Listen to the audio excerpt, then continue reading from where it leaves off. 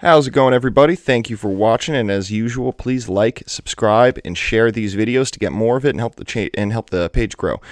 Anyway, I've got breaking news for you today. Number one, I definitely will be voting for Trump this coming season. I'm going to go over some of my favorite points from his newly announced agenda, as well as a breaking piece of news for a major foreign policy deal that he has made. All right, let's get into it, shall we? All right, everybody, so we're going to start with an article from the Daily Wire. This is the trade deal I was talking about.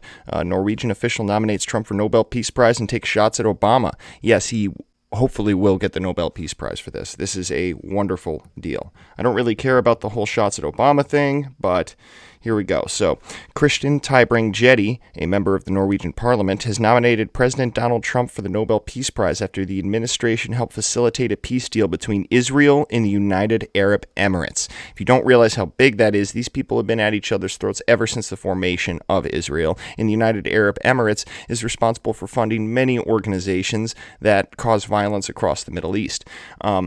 For his merit, I think he has done more trying to create peace between the nations than most other Peace Prize nominees. Tybring-Gjedde, who also serves as chairman of the Norwegian delegation to the NATO Parliamentary Assembly, told Fox News, "I'm not a big Trump supporter. The committee should look at the facts and judge him on the facts, not on the way he behaves sometimes.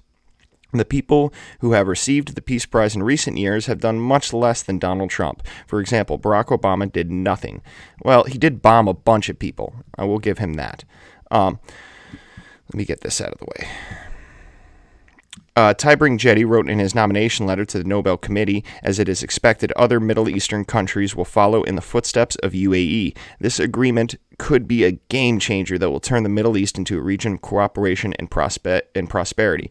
Tybring-Gjedde also commented on Trump's key role in facilitating contact between conflicting parties and creating new dynamics in other protracted conflicts, such as the Kashmir border dispute in India and Pakistan and the conflict between North and South Korea, as well as dealing with nuclear capabilities of North Korea. Yeah, so this deal will do more for the Middle Eastern economy and stability than anything I've seen any one of our presidents do in a very long time. This letter also referenced Trump's moves to withdraw U.S. soldiers from the Middle East, saying that Trump is the first president since Jimmy Carter to not start or drag the U.S. into an international conflict.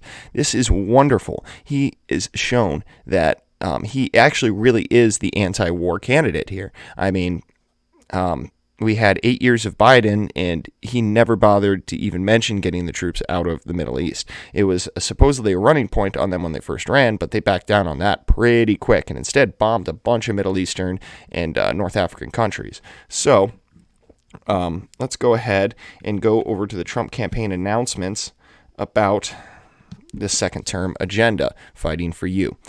This comes directly from Donald J. Trump.com. Please go there and check out the full thing. I'm only going to read you a couple of my highlighted favorites here.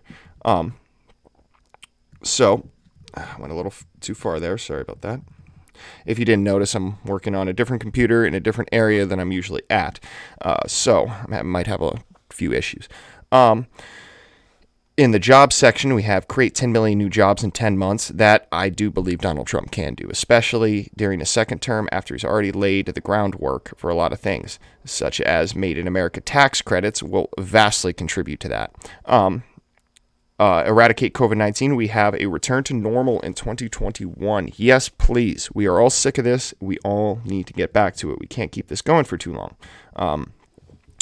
End our reliance on China. Tax credits for companies that bring back jobs from China. That's the biggest thing that is going to boost our economy, I think. One of the biggest hurts on our economy is having so much manufacturing and so much critical jobs in another country. We need it back here. And also, there are no federal contracts for companies who outsource to China. That would be wonderful. That will vastly incentivize actually doing business here in America.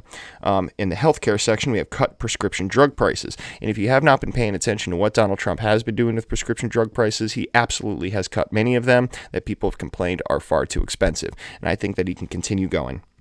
As well as lower healthcare insurance premiums and end surprise billing. Both of those will put money back into people's pockets and drive our economy further. Education. Provide school choice to every child in America. This is a very big thing for me. School choice, if you don't know a whole lot about it, basically it allows you to pick where your taxes go, to which school district, and allows you to pick where your children go as well. So you get to fund the schools that you think are better. Anyway, we'll get on to the next one here. Drain the swamp. Pass congressional term limits. That's the biggest thing I've been talking about for years. Congressional term limits need to be there. Almost every other group has them. We absolutely need them. End bureaucratic government bullying of U.S. citizens and small business. Yes, please get big government out.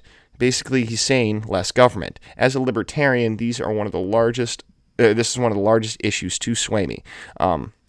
We'll go ahead and move on. Defend our police. Fully fund and hire more police and law enforcement officers. Yes, we need to do this. Police are overworked, underpaid.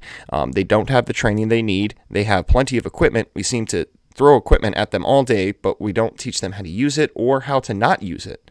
And increase criminal penalties for assault on law enforcement officers. Yes, please. We're seeing it far too much. A lot of these deaths and stuff that have happened recently are based on assault towards a law enforcement officer during a routine arrest or a routine traffic stop.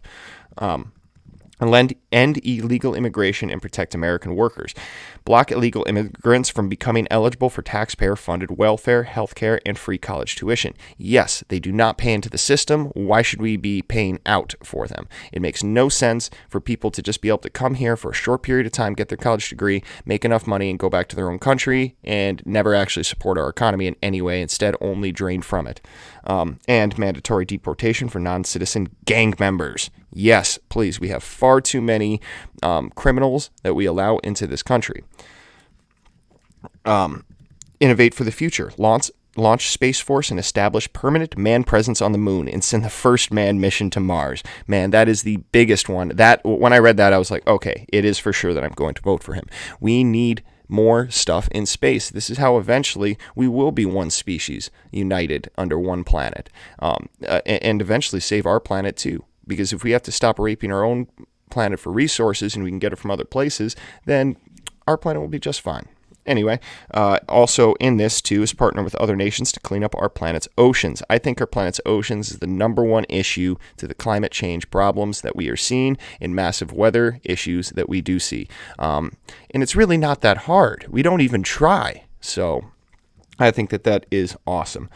And America's first foreign policy. Stop endless wars and bring our troops home. I mean, if that's not enough for you, him brokering this peace between the United Arab Emirates and Israel shows that he is against war. I strongly believe that if Biden or Hillary Clinton were in the same position, they would have gone to war with Iran, for example, when they started bullying us around. Instead, President Trump knew to just basically threaten them, and they backed down.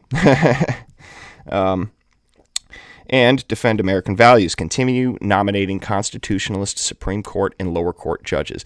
As I said, I am a libertarian, so having constitutionalist judges I think is extremely important to protect the rights and values of our culture and society. We have been far too long basically had our rights stripped from us, and these judges constantly saying that far too much of what the government does is constitutional when it really isn't.